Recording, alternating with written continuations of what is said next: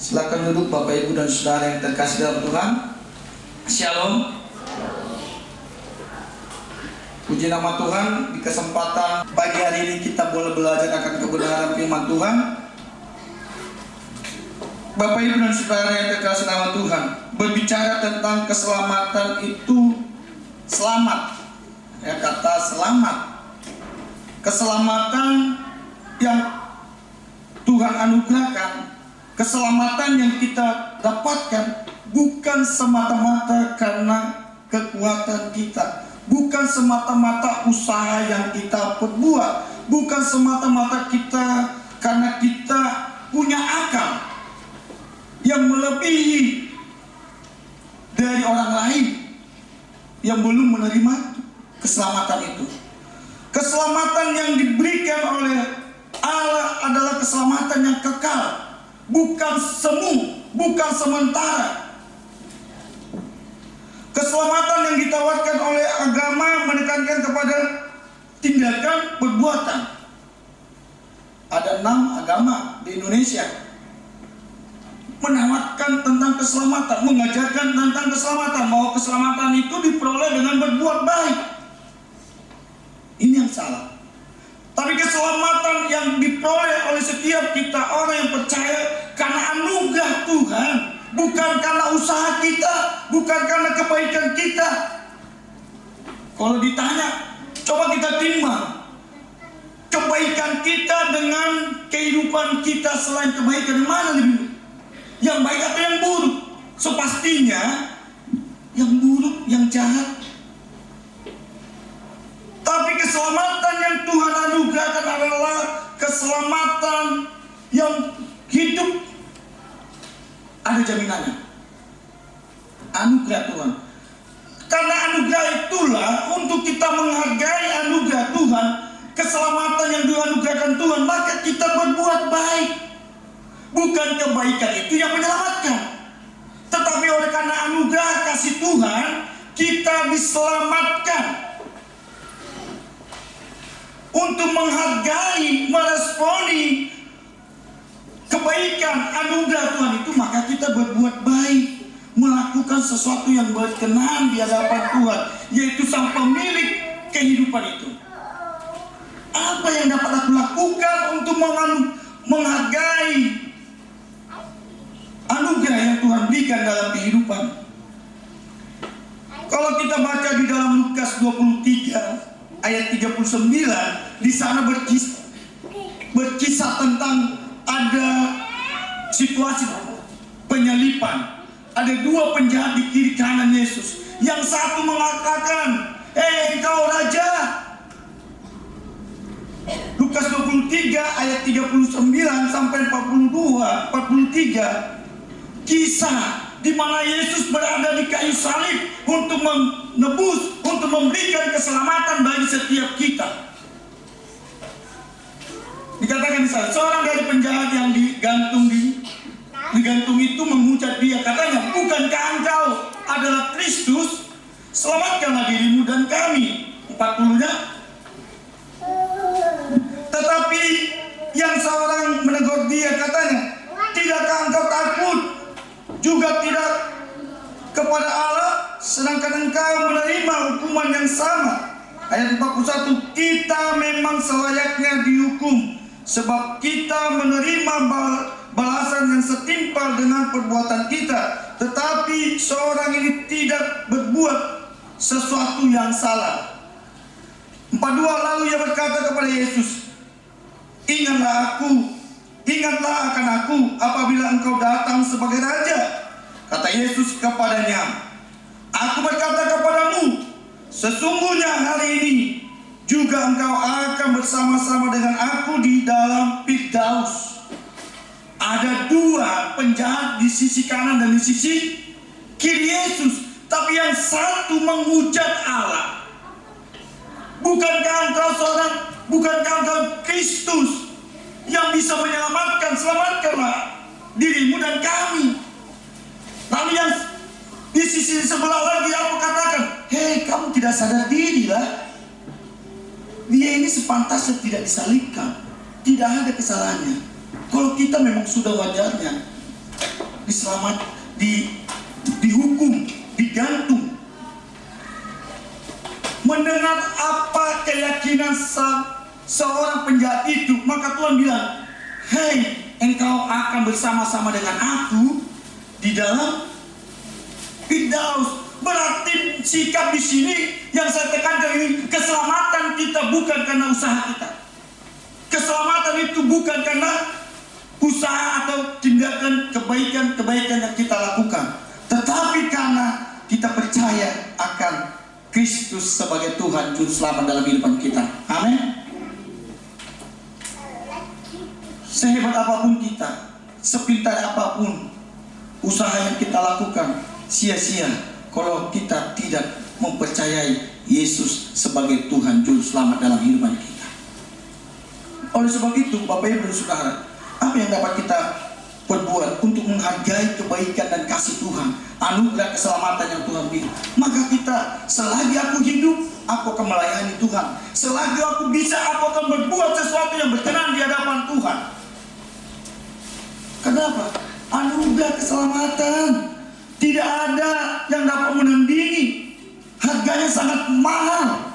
Keselamatan yang Tuhan berikan bukan sebuah tawaran yang itu kita berbuat baik, tapi Tuhan menekankan dengan iman kita diselamatkan. Keselamatan yang Tuhan berikan adalah satu jaminan untuk kita masuk kepada kekekalan itu. Hidup ini bukan hanya yang sementara yang kita capai, tapi menjadi tujuan hidup kita adalah kehidupan yang kekal, yaitu keselamatan yang kekal selama-lamanya. Jika kita belajar daripada apa keselamatan yang kekal itu, kita dapatkan dari mana? Kita harus menentukan tugas akhir, tujuan akhir hidup kita. Apa tujuan akhir hidup kita? Yaitu berjumpa dengan Bapa di surga. Ada di dalam rumah Tuhan.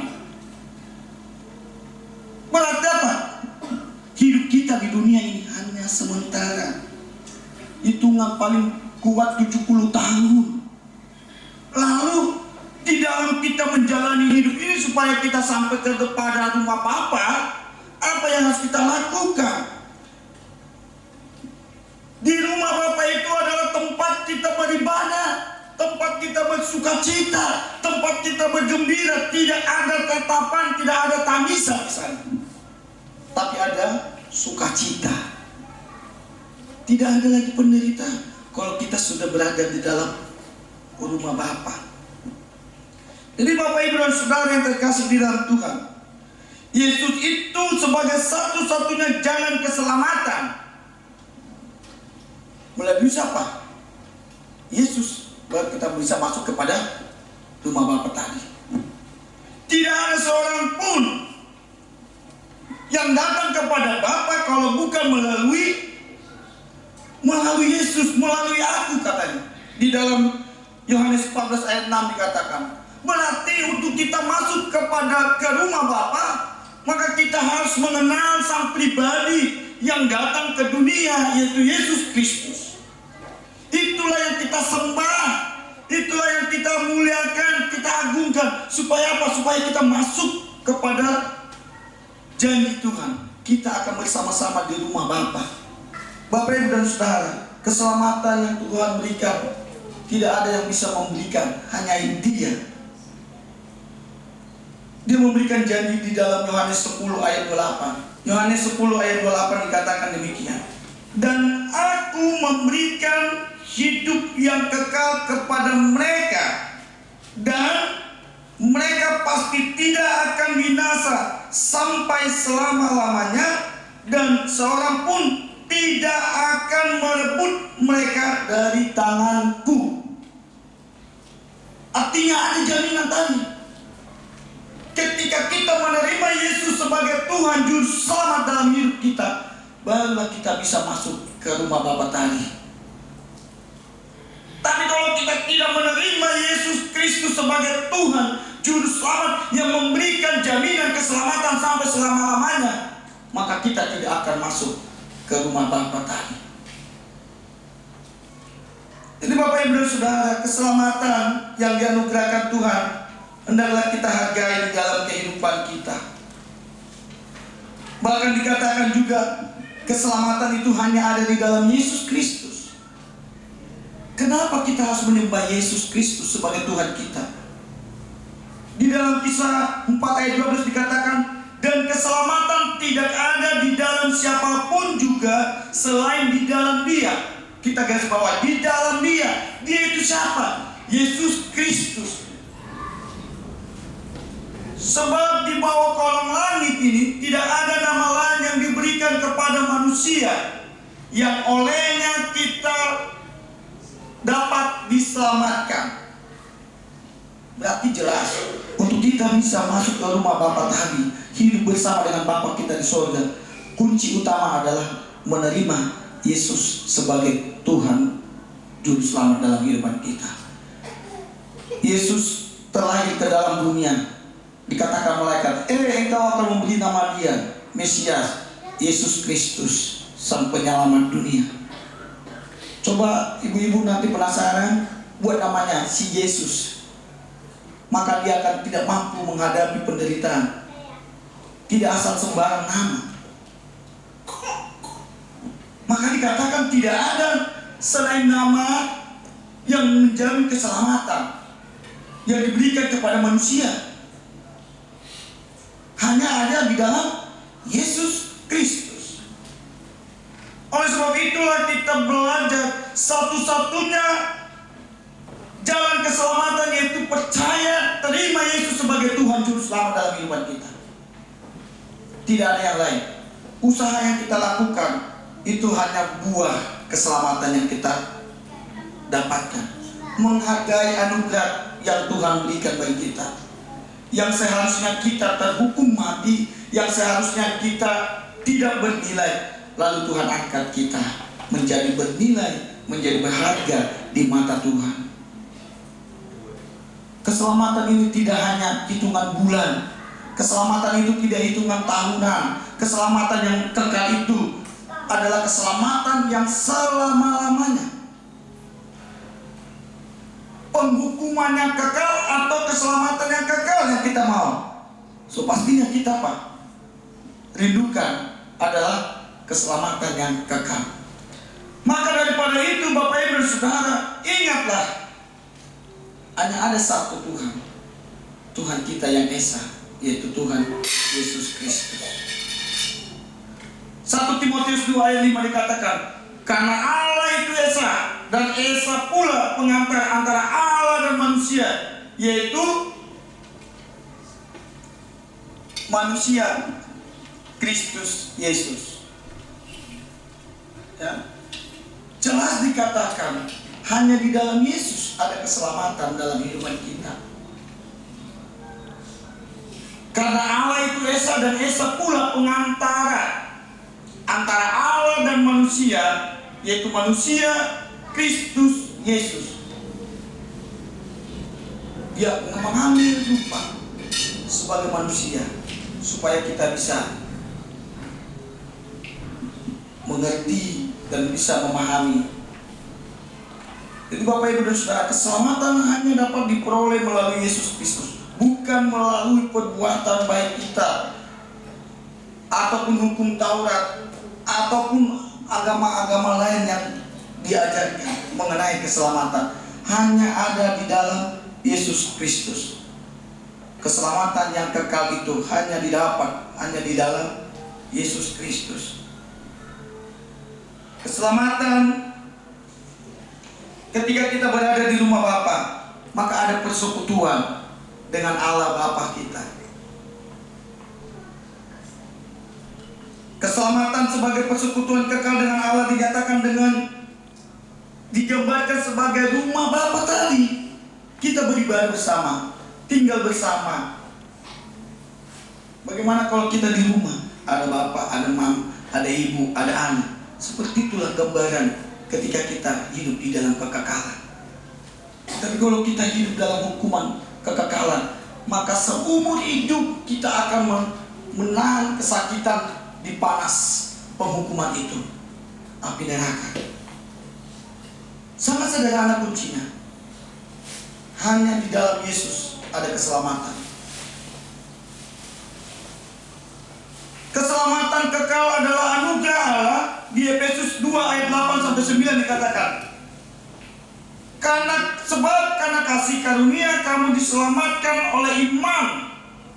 Itu bukan hasil usahamu, tetapi pemberian Allah. Itu bukan hasil pekerjaanmu. Jangan ada orang yang memegahkan diri. Jatinya apa? Bapak Ibu Saudara, tidak perlu kita sombongkan. Sehebat apapun kita, seberhasil apapun usaha pekerjaan kita, sekalipun kita memiliki kedudukan yang tinggi, jabatan yang tinggi, tidak ada guna. Tidak patut disombongkan. Kenapa dikatakan demikian? Firman Allah mengatakan semua itu oleh anugerah Tuhan. Sebab karena kasih karunia kamu diselamatkan oleh iman. Tadi kan saya katakan, untuk memperoleh keselamatan itu hanya satu kuncinya: iman kita kepada Kristus. Keyakinan kita, kepercayaan kita kepada Dia, itu kuncinya. Sehebat apapun kita, setenar apapun kita, kalau kita di luar daripada Kristus, maka hidup sia-sia.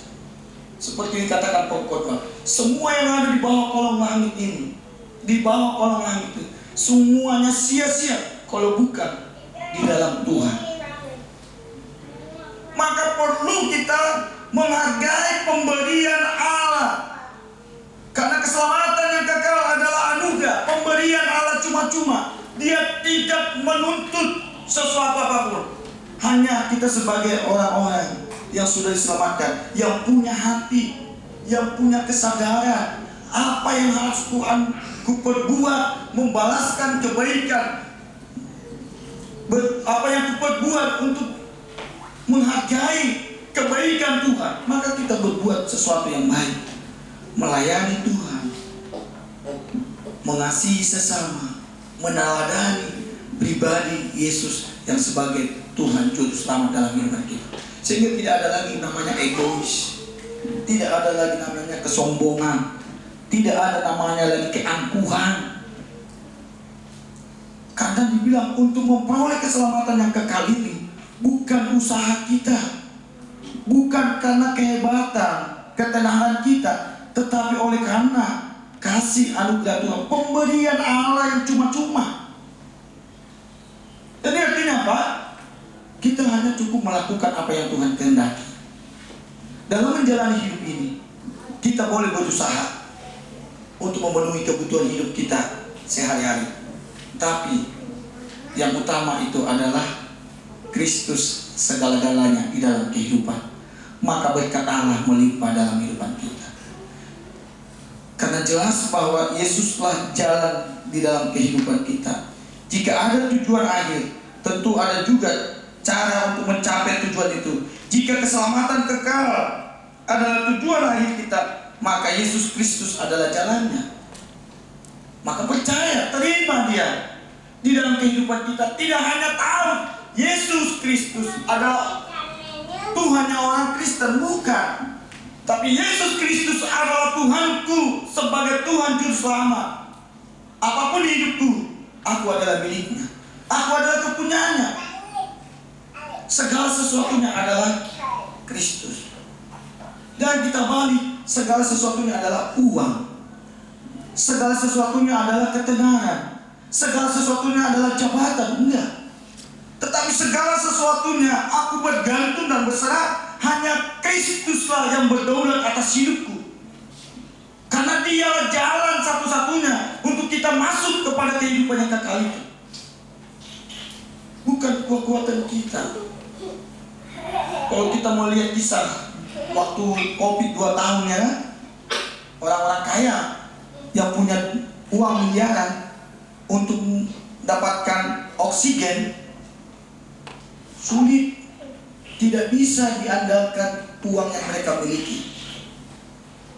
Tapi kita sebagai anak-anak Tuhan, Tuhan jaga kita, Tuhan pelihara. Ketika kita mulai diserang, kita datang, oh Tuhan sang pemilik hidupku, sembuhkan aku, hilangkan ini. Kita terlepas dari cengkraman maut. Lalu ketika Tuhan sudah menolong kita, sudah memberikan jaminan kehidupan itu bagi kita, apakah kita masih berpangku tangan? Apakah kita masih egois, mementingkan diri kita sendiri, atau kita memuliakan Tuhan sebagai segala sumber dalam kehidupan kita? Ini yang perlu kita sadari, Bapak Ibu dan Saudara. Kita harus menyadari bahwa tanpa Tuhan hidup ini tidak ada artinya. Sehebat apapun, sekeras apapun kita meraih segala sesuatu yang ada di dunia ini, semuanya sia-sia kalau bukan Tuhan. Maka Rasul Paulus katakan, mati adalah keuntungan, karena aku sudah hidup di dalam Kristus. Maka kita hargai kehidupan yang diberikan Tuhan bagi kita, keselamatan yang kekal yang Tuhan jaminkan dalam kehidupan kita. Tidak ada seorang pun dapat merebut kita dari tangan Tuhan. Maka itu kita hargai. Apa untuk menghargainya? Kita membangun hubungan yang erat, yang intim, yang baik dengan Tuhan. Lakukan apa yang bisa kita lakukan. Selagi muda kita melayani Tuhan, kita terus berusaha memberikan yang terbaik kepada Tuhan. Selagi punya kekuatan, punya semangat, kita datang ibadah. Selagi Tuhan berikan kita berjalan untuk konsel, kita datang konsel. Jangan pilek dikit. Kenapa nggak datang? Aduh, pilek. Padahal Tuhan anugerahkan apa? Kehidupan. Coba kalau Tuhan, bayar tuh oksigen 1 kali 24 jam, bayar sekian juta. Mau dapat dari mana kita? Bahkan kita menikmati berkat Tuhan berlimpah-limpah. Tuhan berikan keberhasilan dalam usaha, dalam pekerjaan kita. Bahkan dalam pekerjaan kita Tuhan angkat. Bukan hanya keselamatan yang Tuhan janjikan, tapi kehidupan kita Tuhan pelihara. Maka oleh sebab itu Bapak Ibu dan Saudara yang terkasih dalam Tuhan, mari kita hargai pemberian Allah, yaitu keselamatan yang kekal tadi, bukan sebuah hasil pekerjaan kita. Jadi tidak pantas dan tidak layak kita menyombongkan atau bermegah atas segala apa yang kita miliki. Baik itu skill, kemampuan kita, tidak patut dibanggakan, tidak patut disombongkan. Yang patut adalah dipersembahkan untuk kemuliaan bagi nama Tuhan. Amin. Sebab dikatakan di dalam Roma 6 ayat 23, sebab upah dosa ialah maut, tetapi karunia Allah ialah hidup yang kekal di dalam Yesus Kristus Tuhan kita. Upah maut adalah kematian, upah dosa adalah kematian, tetapi karunia Allah yaitu memberikan kehidupan yang kekal bagi setiap kita yang percaya kepadanya. Maka kita buka hati kita, terima Yesus, bertobatlah kepada Tuhan. Maka kehidupan yang baru, jaminan keselamatan itu kita dapatkan di dalam Kristus. Bukan dengan usaha kita memperoleh, tetapi kita membuka diri, menyadari, Tuhan, hadirlah Engkau dalam hidupku, pimpinlah hidupku. Aku mau bertobat, aku mau tinggalkan hidupku yang lama, aku mau menjalani kehidupan yang baru. Aku mau melayani Tuhan, aku mau setia sampai akhir hidupku. Seperti wanita yang mengurapi kakimu, demikianlah aku sampai akhir hidupku. Engkau temui aku, tetap setia kepada Tuhan. Itu yang Tuhan mau. Baru kita menikmati keselamatan yang kekal tadi.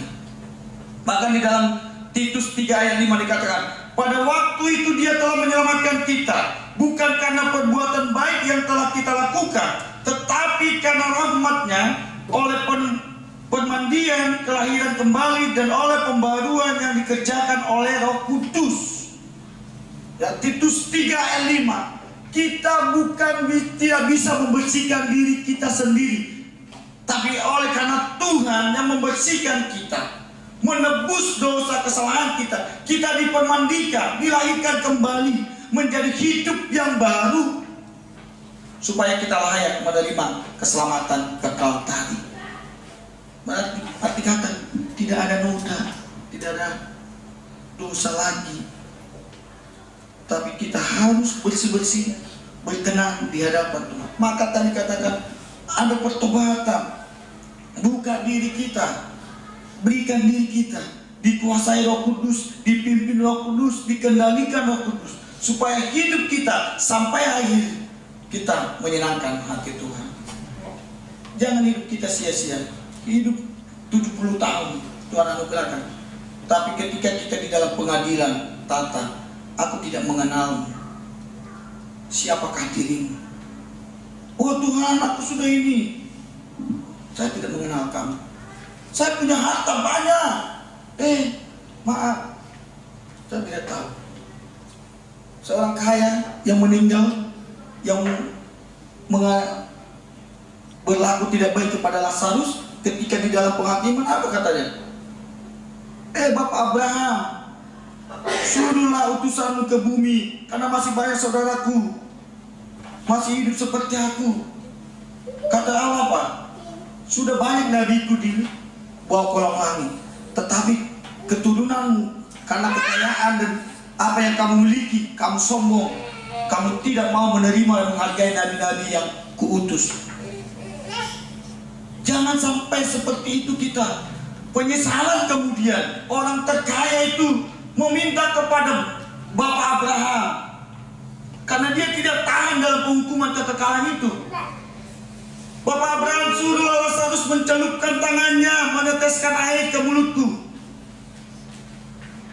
Bapak Abraham, tolonglah engkau utus lagi nabimu ke bumi, sampaikan pesan ini.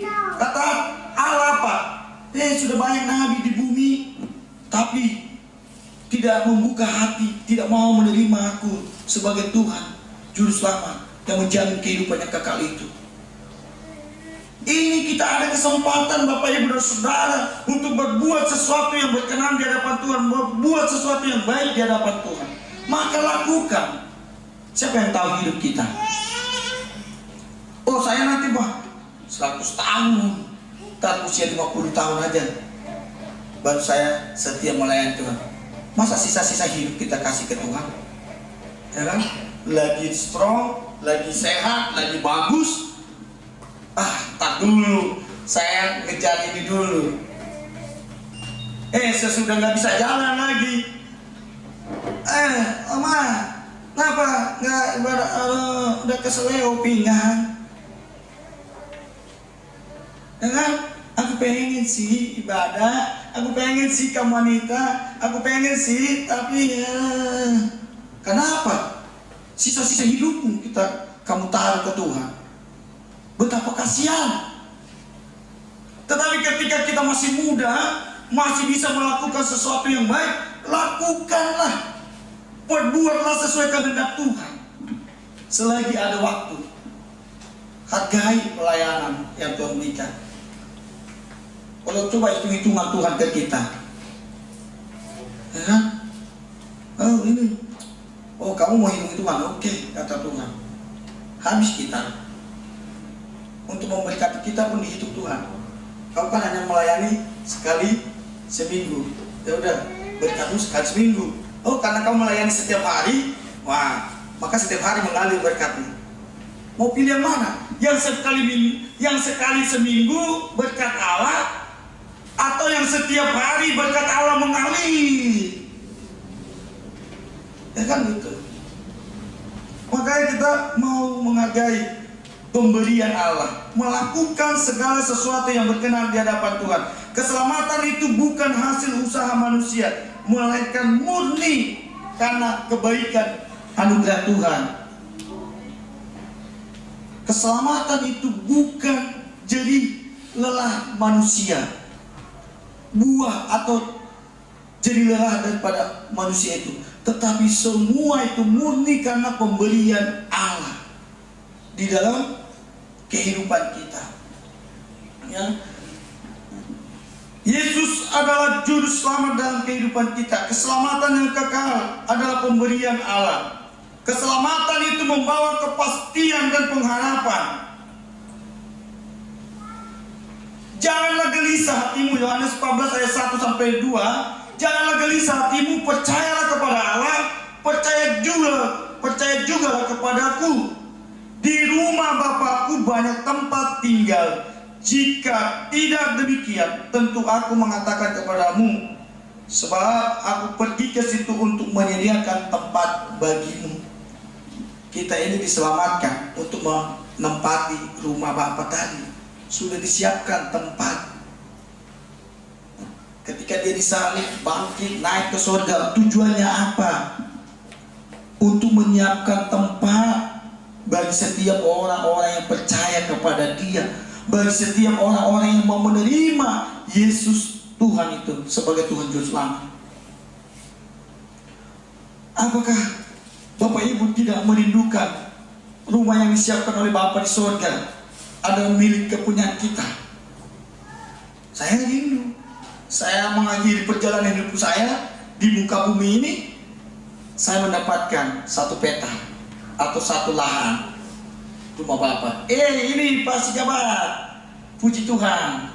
Waduh, betapa bahagia hidup bersama dengan Bapa di surga. Paling sakitnya Pak, dipanggil, masuk dalam hukuman. Malaikat angkat dia, ditenteng begini, dilemparkan, cus, ke neraka. Aduh, panas. Hukuman kekal sampai air, tidak akan pernah gosong, tidak akan pernah habis.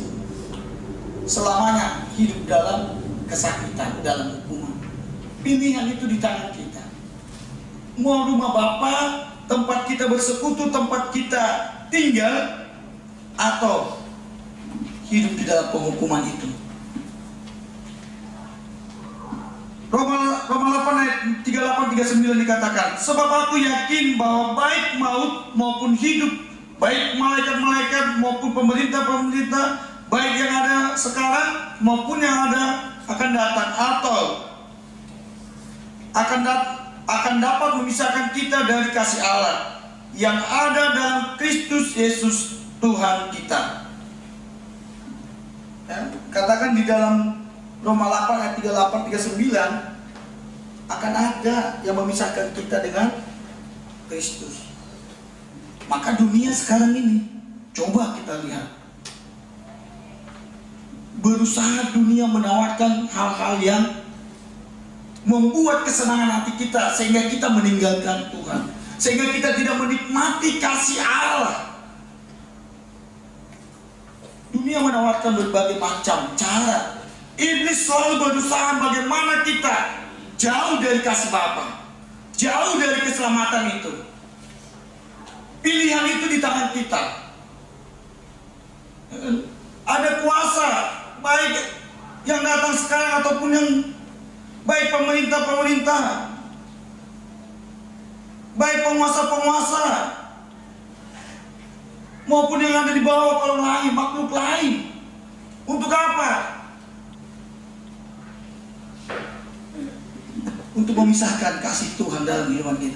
Tetapi kalau kita memiliki hubungan erat dengan Tuhan, tidak ada bisa melepaskan. Sebagaimana dikatakan dalam Yohanes 10 ayat 28 tadi, keselamatan itu hanya ada di dalam Dia. Jelas tadi dikatakan, dan aku memberikan hidup yang kekal kepada mereka, dan mereka pasti tidak akan binasa sampai selama-lamanya, dan seorang pun tidak akan merebut mereka dari tanganku. Sangat jelas Bapak Ibu dan Saudaraku, siapapun tidak bisa merebut kita kalau kita sudah melekat dan percaya menerima Yesus sebagai Tuhan Juru Selamat dalam kehidupan kita. Amin. Yesuslah pribadi yang menjamin, yang memberikan keselamatan dalam kehidupan kita. Di dalam 1 Yohanes 5 ayat 11-13, dan inilah kesaksian itu, Allah telah mengaruniakan hidup yang kekal kepada kita, dan hidup itu ada di dalam Anaknya. Barang siapa memiliki Anak, ia memiliki hidup. Barang siapa tidak memiliki anak, ia tidak memiliki hidup. Semuanya itu kutuliskan kepadamu, supaya kamu yang percaya kepada nama anak Allah tahu bahwa kamu memiliki hidup yang kekal. Kalau hidup di dalam Kristus berarti memiliki hidup yang kekal. Ini perlu direnungkan. 1 Yohanes 5 ayat 13 sampai 13. Kita harus menyadari kita menerima Yesus Kristus sebagai anak Allah, memberikan keselamatan. Maka kita bahwa kamu memiliki kehidupan yang kekal. Kita memiliki kehidupan yang kekal. Keselamatan kekal itu akan kita peroleh di dalam kehidupan kita. Orang percaya memiliki jaminan keselamatan dan tidak perlu hidup dalam ketakutan, karena keselamatan dalam Kristus bersifat kekal, tidak bersifat semu atau sementara. Jadi Bapak Ibu dan Saudara yang terkasih dalam Tuhan, mari kita menerima Yesus sebagai Tuhan Juru Selamat dalam kehidupan kita. Inilah ayat-ayat yang menerangkan bahwa kehidupan Yesus itu adalah satu-satunya jalan keselamatan di dalam kehidupan kita. Keselamatan adalah sebuah anugerah, bukan hasil usaha manusia. Keselamatan itu memberikan kepastian dan pengharapan di dalam setiap kehidupan kita. Oleh sebab itu Bapak Ibu dan Saudara, percayalah sepenuh hati kepada Yesus Kristus sebagai satu-satunya jalan keselamatan. Hiduplah dalam kepastian keselamatan, bukan dalam ketakutan. Tunjukkanlah iman sejati kita melalui kehidupan yang senantiasa berubah melalui pertolongan Roh Kudus di dalam kehidupan kita. Bagikanlah Injil keselamatan itu, Injil Kristus itu bagi orang lain, supaya orang lain pun diselamatkan demi kemuliaan nama Tuhan. Biarlah kiranya firman Tuhan pada pagi hari ini boleh menjadi perenungan bagi kita. Tuhan Yesus memberkati.